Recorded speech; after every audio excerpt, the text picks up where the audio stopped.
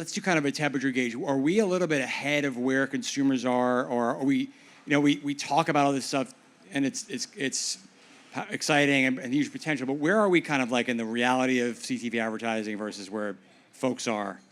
All right, so we're just kicking right off to the meaty stuff. I like it.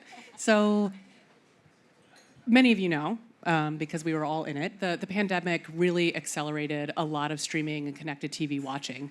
And we were all home, we had a lot of time in our hands, but the technology that's required to support streaming TV wasn't up to par with the usage and the adoption of those platforms. And so what the industry did to move quickly is that we applied all of the standards and the protocols that were used in digital web and on web platforms and applied them to streaming TV, because that's the technology that we had to execute that channel. And so we're using specs for web. Web is not TV. Web is not streaming TV.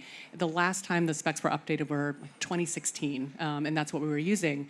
And so, over the past couple of years, in 2022, I think, we launched an update to OpenRTB specs, to OpenRTB 2.6, and that introduced a lot of new capabilities, I think, for streaming TV to execute it properly in consideration of things like ad podding, competitive separation, and making a better user experience, I think, for viewers at home. But adoption far outpaced where we were technically. And I think that as an industry, we're still trying to catch up with that technical capability. And on top of that, I think we have still hangovers from trying to understand the differences between linear and streaming, where expectation is that it operates the same way from both viewers and from marketers and from technologists and media companies. We're towing that line.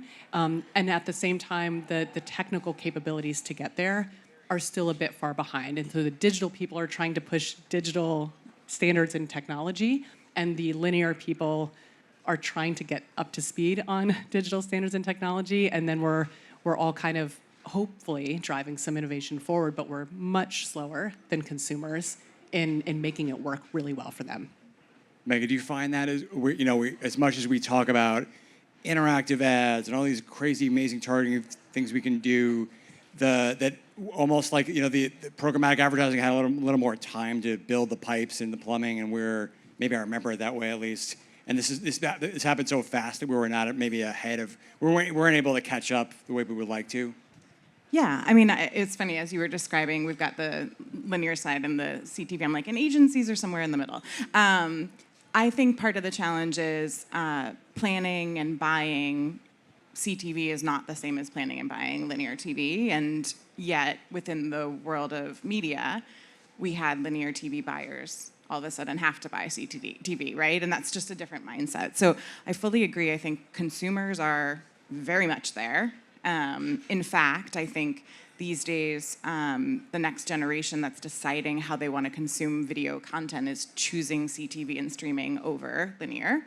So we've already got the need there, we've already got adoption there, but as an agency world, as a client world, as a brand world, still trying to play catch up is really tricky. I think we'll get there. Like, I think it's actually one of the easiest mediums, I think, to understand. It's just that it's not all kind of set up and transacted on and measured in the same way that the folks who knew linear or knew programmatic are used to. Francis, did you find Roku was probably in an advantageous position in that you were a CTV ad tech company from the start, right? So you were set up for this.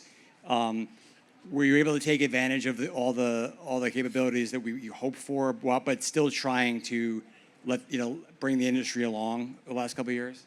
Yeah, so we definitely saw an uptick during COVID, and I think as a result are the leading OS platform because of it. But I think we talked about this recently, but we launched what we call action ads, so these interactive ads, and we really depend on our remote for it. And so we actually see our remote as the way to get into the TV. And so we pride ourselves on having the best remote in the industry, which is kind of an odd thing to think about, but we launched these action ads well before consumers and advertisers were ready for it. And I think we're just now seeing competitors in Cannes or at Upfronts this year, launching their own version of shoppable TV. And so I think we've been like waiting, we've been like ready in the background for consumers and advertisers to use TV in a different way. So I think we used sort of that time period to build a lot of innovation, knowing that like, if you build it, they will come. And so we're seeing that change in consumer behavior and advertiser behavior where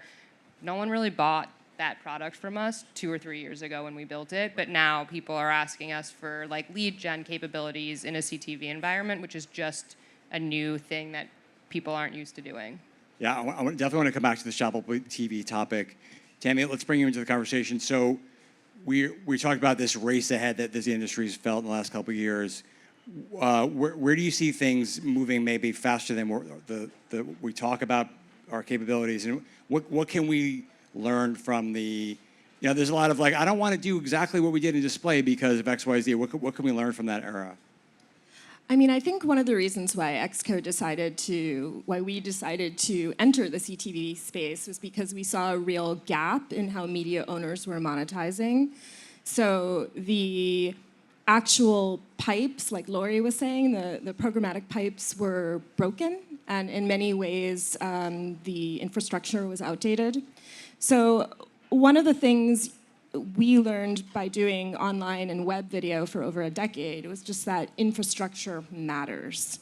So static things like static waterfalls, anything manual or non-automated isn't going to work in these CTV environments, and we believe that an AI ad server and an AI yield engine is really going to be able to take programmatic and CTV to the next level. And yeah.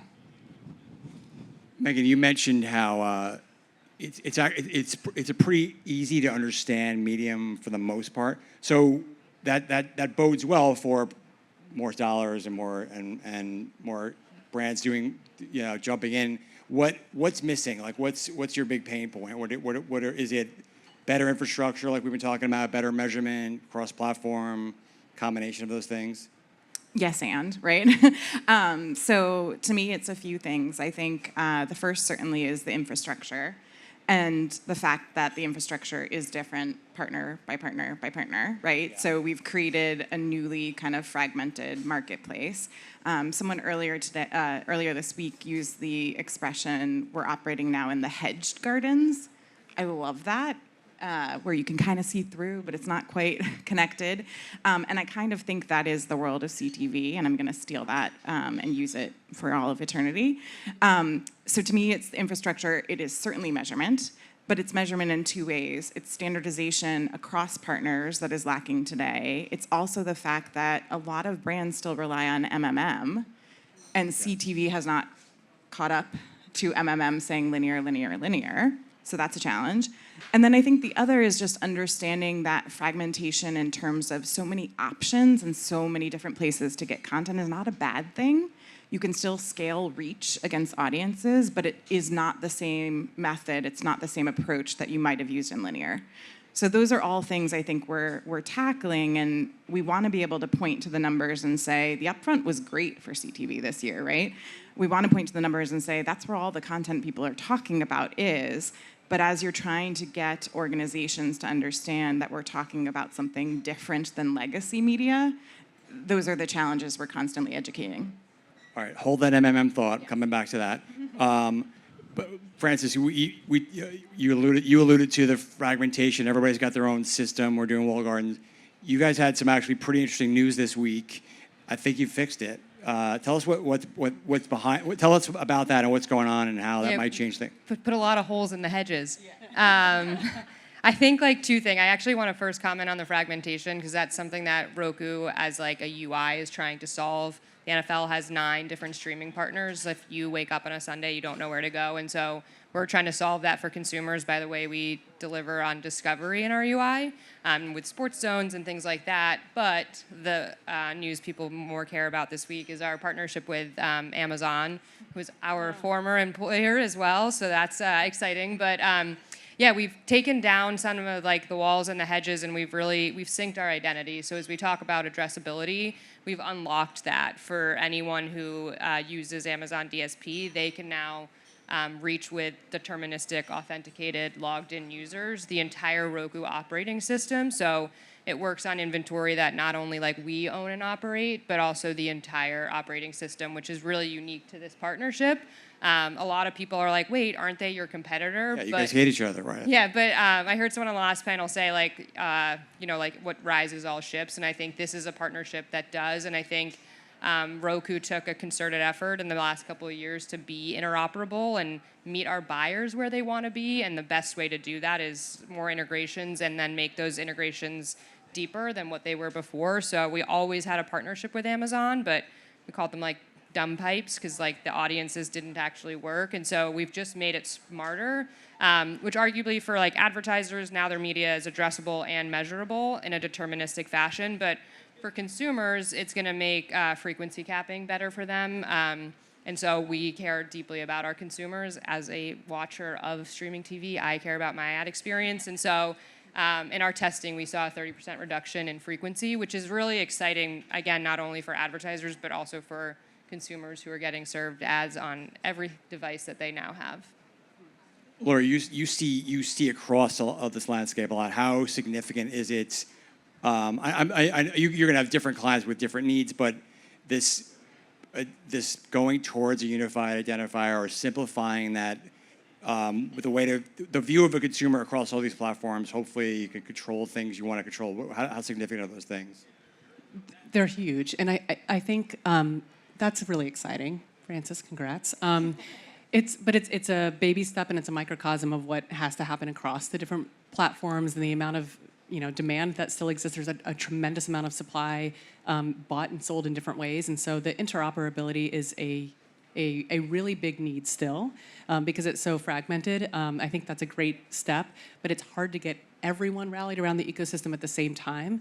And then kind of back to what you were talking about, I think streaming TV, connected TV seems simple.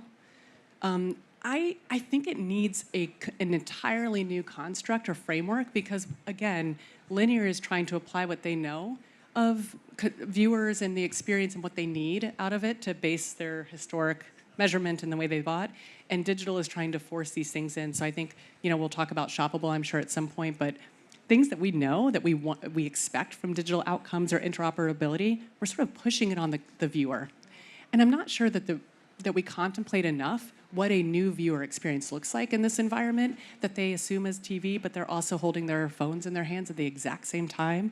And that's something that I'd be interested in as an industry to collaborate together on to say, like, what does the viewer want? Do they really want us to do all the things that we're trying to be like, well, in digital, 10 years ago, I launched this type of ad in my experience, and I think it performed well, so I'm going to give it to a viewer. I don't know. Tammy, you're nodding. Are you ready to reboot the whole system and bring us there? No, I'm nodding mainly just as a consumer. I feel like I happen to own a Roku TV. And congratulations, by the way. I see the ad experience changing quite often, which is music to my ears, because as a consumer, we don't want to see ads repeating within the same pod when we do sometimes. So You still do. Yeah. All the time. Yeah.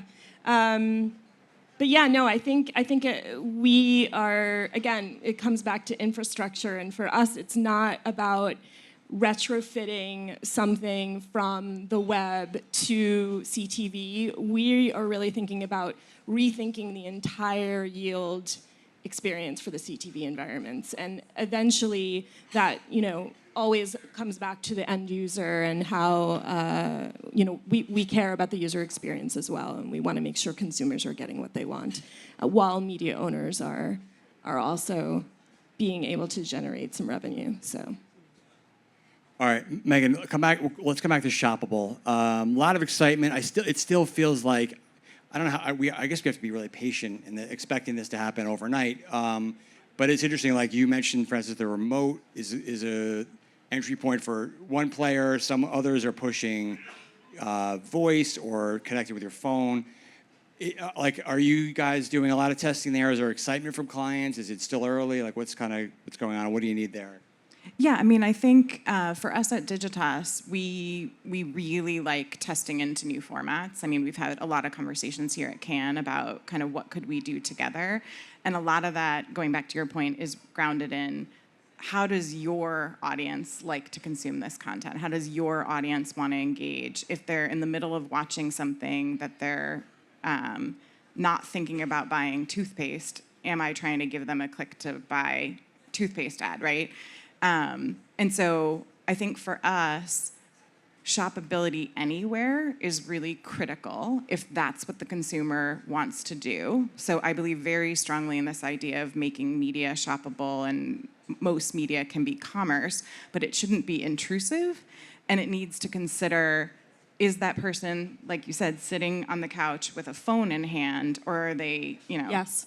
turning 3 times, jumping up and down, and then clicking something? I don't know, right?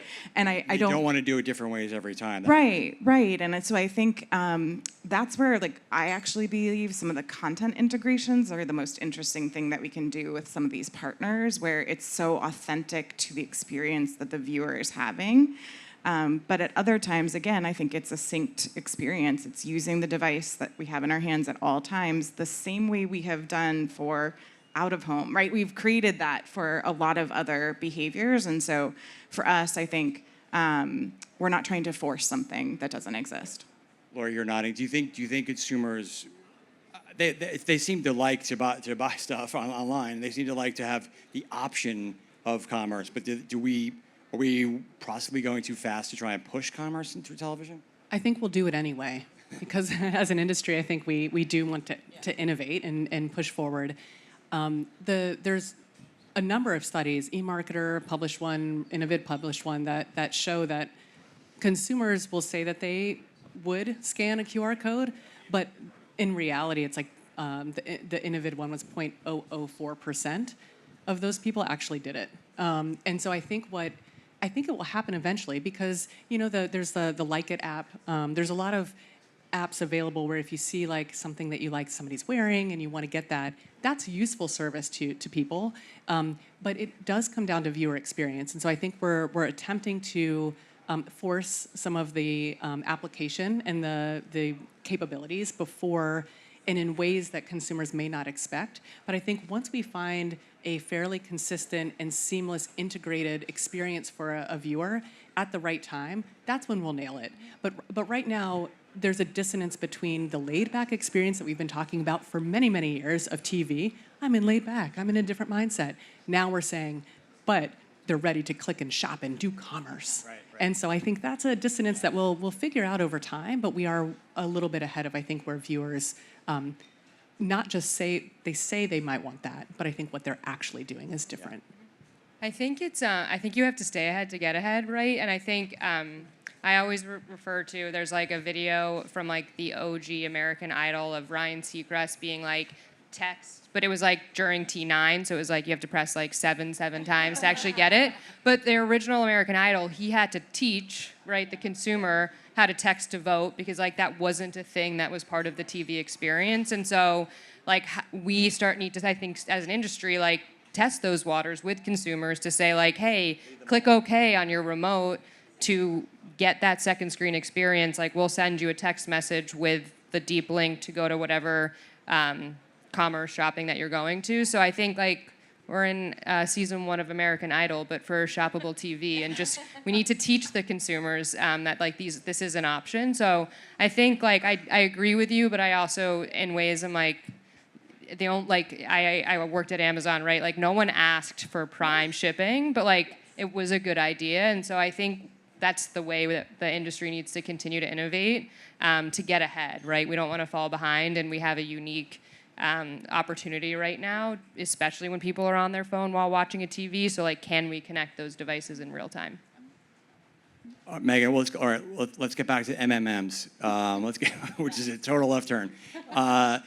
It's coming up a lot more lately. It's interesting because that was seen as sort of an old school way of planning and buying media. Now it's coming back, and there's all these nimble new players. How is that? I hear very different things from different constituencies. Retail media people are not maybe crazy about it because it doesn't favor their metrics, or some people think it's too blunt, some people think it's terrific. Like, I guess, how much are they coming into the conversation, and how does it affect CTV decisions? I mean, the number of clients today that rely on MMM is pretty vast in terms of my experience these days. So it is back. I don't know that it ever went away, especially because it takes so long to get results. So from my perspective, MMM alive and well. I think the challenge right now, like using the example of retail media players being frustrated by it, it's like, then solve the measurement problem in that world, right? So in the CTV world, I do think, going back to what we were talking about before, there needs to be some consistency in the way that we measure between all of these partners. There needs to be an ability to prove the efficacy of this medium. And so until we can come up with better unification, better solutions, we are going to constantly put an asterisk on MMM and say, well, wait a minute, it undervalued CTV. And that's a tough position for agencies to be in when they have executives well beyond the marketing team at a client saying, well, that is our source of truth. So it's one of those things that I think from our perspective, we want to see the partners come to the table to play and figure out with us what is a better way of valuing this very, very dynamic, important channel for our clients. Laura, are you seeing that are you hearing those things, that the decision making is a little bit coming from a higher level, and that's sort of dictating where things go? Either the CFO or the MMMs are kind of reshaping things, and not everybody's happy. Not everyone's happy, but I think there is a lot of opportunity. I think in what we've seen over many years for MMMs and early day attribution and multi-touch attribution is that when we figure out what the currency is and the value that we can assign to different types of channels within different points in the marketing funnel, then we can unlock more budgets. But I think that CMOs generally are under significant pressure to demonstrate ROI quickly, and that's where some of that pressure to apply what they know to a newer type of a format that isn't necessarily where we need it to be valued correctly, and we're still figuring out what that looks like.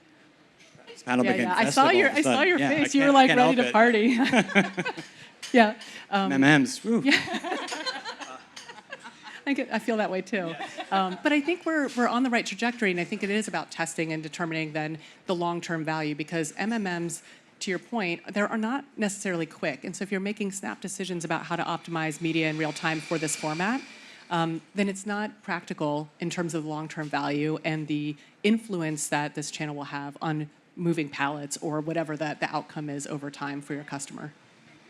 All right, time's going on us quickly. Tammy, I'm starting with you. Let's talk about predictions for the second half of the year in CTV, the rest of our industry. What are you looking forward or watching? What am I looking forward to watching? Or looking for or watching? You mean in the industry, not show-wise.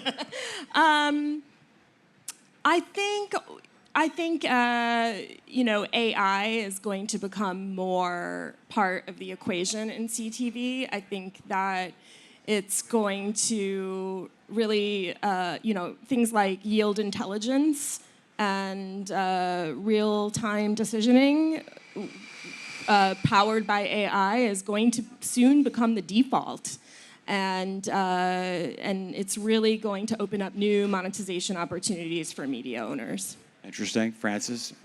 I would say the democratization of CTV for smaller, more local brands who maybe never had the upfronts to buy linear or aren't part of it and are buying through self-service tools that platforms like Roku are offering, just to get your regional HVAC on your CTV. So I think that's a big thing for the second half of the year. All right. Lori? We're really excited about live streaming, and working with the IAB Tech Lab, we're working out the updated standards for live event streaming so that it becomes easier to understand when live events are being streamed, if they're actually live or pre-recorded, what that experience looks like, and new ad formats within that environment, I think is a really exciting opportunity, and we're almost on the verge of getting those standards out for everyone to start to adopt and see a better experience. So I think, Megan, you got anything? Did they steal your answer? Do you have anything left? The only addition I would say is I actually think the rise of FAST is really interesting, right? I mean, even walking here, you see They're everywhere. They're everywhere. And I think that's reflective, again, of the way consumers want to be consuming that content. It's appealing to a younger generation of TV viewership. And so I'm really interested to see how that's going to continue to evolve. All right, thanks everybody for terrific discussion. Have a great rest of your Canada. Thank you. Thank you.